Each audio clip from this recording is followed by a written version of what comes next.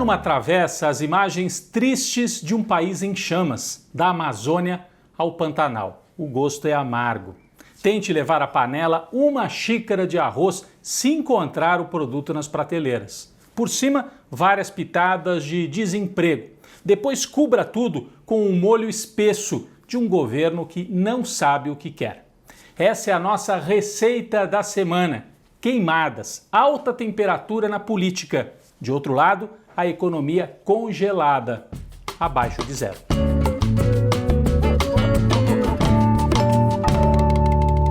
O Brasil arde em chamas. Desde o ano passado, aumentaram muitos incêndios na Amazônia. Isso foi demonstrado pelo INPE, Instituto Nacional de Pesquisas Espaciais, um órgão do governo. Jair Bolsonaro até demitiu o presidente do INPE porque o Instituto vinha mostrando esse aumento das queimadas. Muita gente ficou chocada quando viu aquela imagem da explosão no porto em Beirute, no Líbano. Vocês se lembram, né?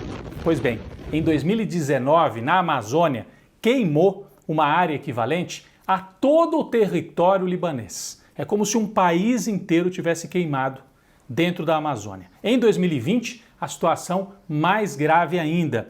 Só em agosto, um aumento de 17% no número de focos de incêndio, segundo o INPE. E em setembro, na primeira quinzena, mais de 20 mil focos de incêndio. Situação dramática. Um ministro do Meio Ambiente que disse que é preciso passar a boiada, vocês se lembram, naquela reunião ministerial, ele disse que era hora de aproveitar a pandemia para aprovar leis ambientais que permitissem desmatamento, e aí a pecuária vai avançando na Amazônia. Situação mais dramática ainda no Pantanal.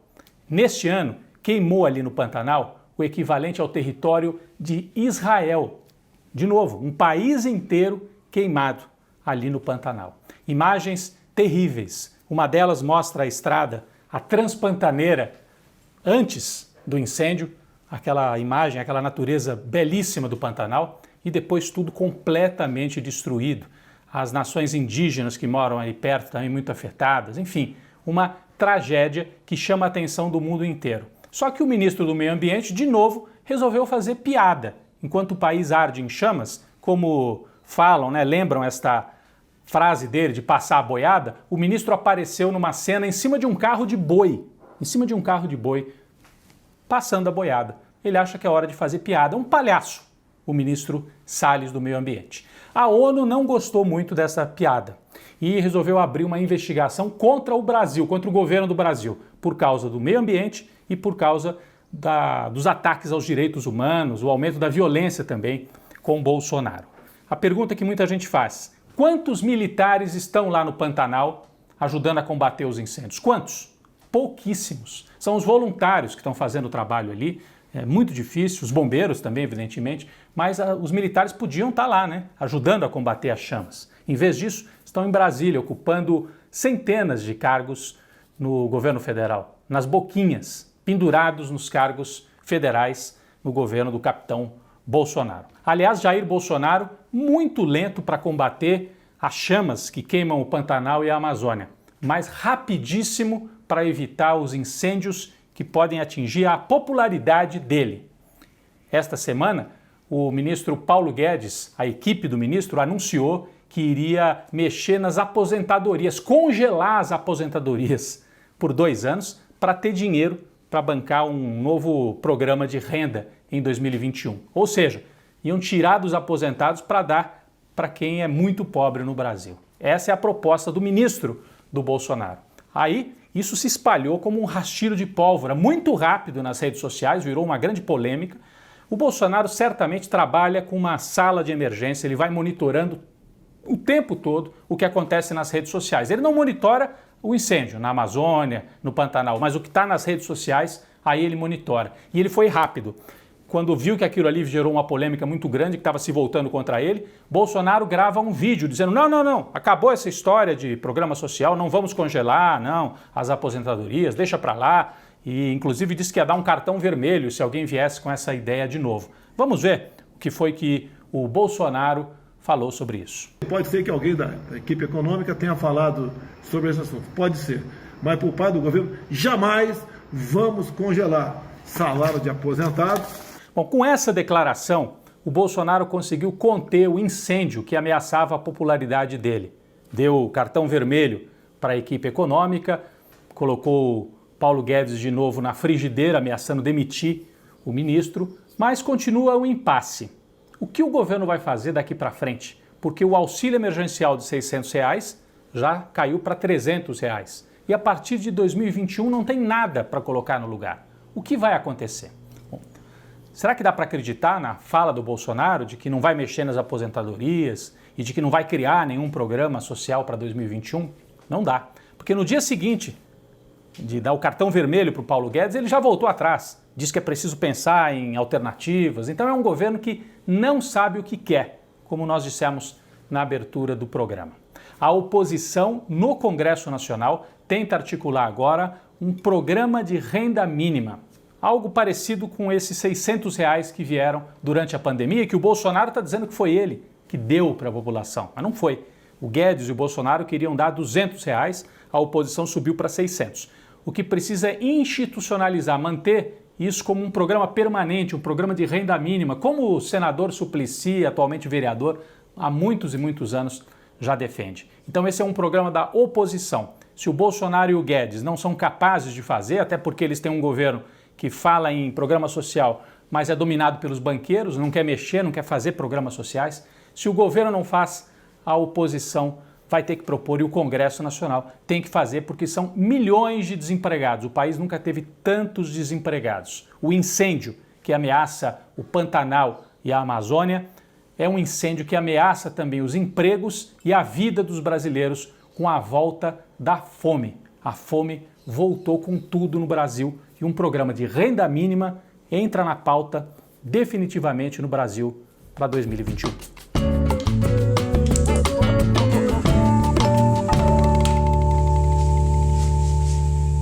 Bom, para fazer um programa de renda mínima em 2021, como sugere a oposição, os partidos de esquerda sugerem no Congresso Nacional, seria preciso mexer no teto de gastos. Foi uma regra estabelecida pelos liberais que hoje estão no governo. Eles vetam gastos públicos, inclusive investimentos na área social, alegando que não é possível gastar, nem durante a pandemia. Bom, até o Bolsonaro já percebeu que é preciso mexer de alguma forma no teto de gastos. Só que o Paulo Guedes não aceita. O Paulo Guedes é um radical do liberalismo. Então, o Paulo Guedes, por causa disso, é quem foi parar na panela de pressão esta semana. E quem é o Paulo Guedes? Bom, é um sujeito que é formado em economia na Universidade Federal de Minas, ele é do Rio de Janeiro, fez pós-graduação em Chicago, nos Estados Unidos, portanto ele é um Chicago Boy. Quem são os Chicago Boys? Eles são economistas que defendem que o mercado resolve tudo. Eles não gostam do Estado, não gostam de investimento público, não gostam de programas sociais. O Paulo Guedes se formou nessa escola lá nos Estados Unidos e depois foi para o Chile, na época do Pinochet, na ditadura, e viu os Chicago Boys implantando esse programa lá no Chile. Arrasaram com a Previdência Social, com as aposentadorias, com os direitos trabalhistas lá no Chile. Ele queria colocar em prática isso no Brasil, mas o Paulo Guedes não era levado a sério nem pelos colegas economistas liberais, aqueles da época do Fernando Henrique Cardoso, vocês se lembram?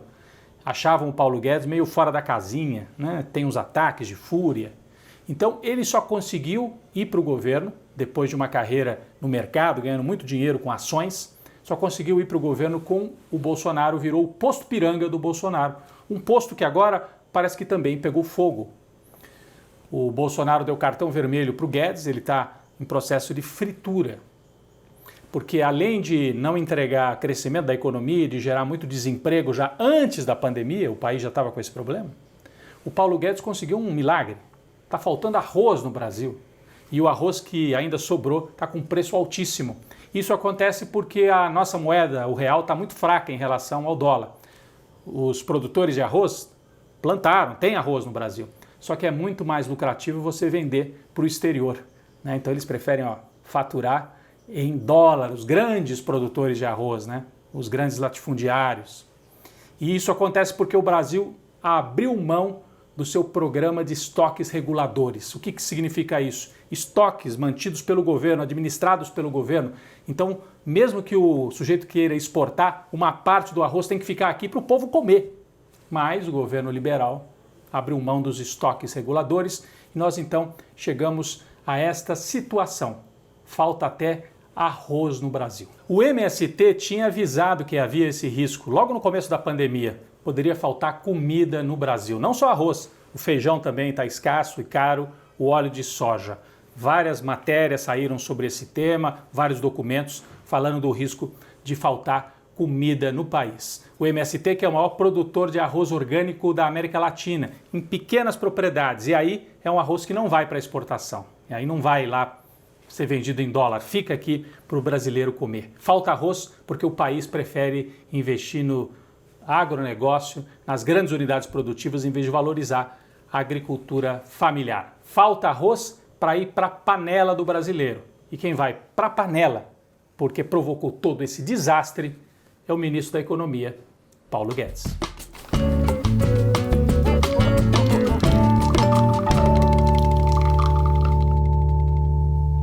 Bom, nosso cafezinho essa semana é para as mulheres que vão à luta agora nas eleições municipais. Isso no meio de uma pandemia e num país que tem um dos menores índices de participação feminina na política.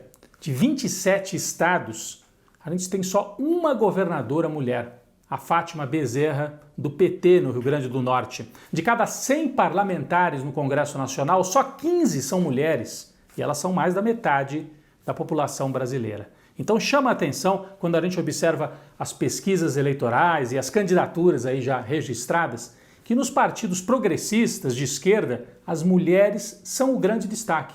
Olha só, no Recife, Marília Reis, do PT, é a favorita.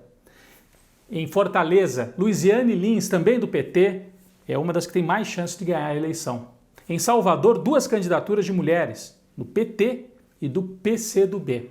A gente vai lá para o sul do país, Manuela Dávila, em Porto Alegre, é a candidata do PCdoB com apoio do PT e está nos primeiros lugares nas pesquisas. No Centro-Oeste, em Goiânia, Adriana Accorsi apareceu em primeiro numa das pesquisas eleitorais. Ela que é filha de um ex-prefeito, também petista, lá em Goiânia. Então são muitos exemplos. No Rio de Janeiro, a chapa formada por Benedita da Silva, do PT, e enfermeira Rejane, do PCdoB, duas mulheres negras, para surpresa de muitos, apareceram já em segundo lugar nas últimas pesquisas eleitorais lá no Rio de Janeiro. Portanto, as mulheres, que são uma força decisiva de oposição ao Bolsonaro, isso aparece também em todas as pesquisas, elas rejeitam o Bolsonaro, enquanto os homens, em sua maioria, apoiam o Bolsonaro. As mulheres são fundamentais para enfrentar o bolsonarismo e virar essa página na política brasileira. Então, nosso cafezinho vai para as mulheres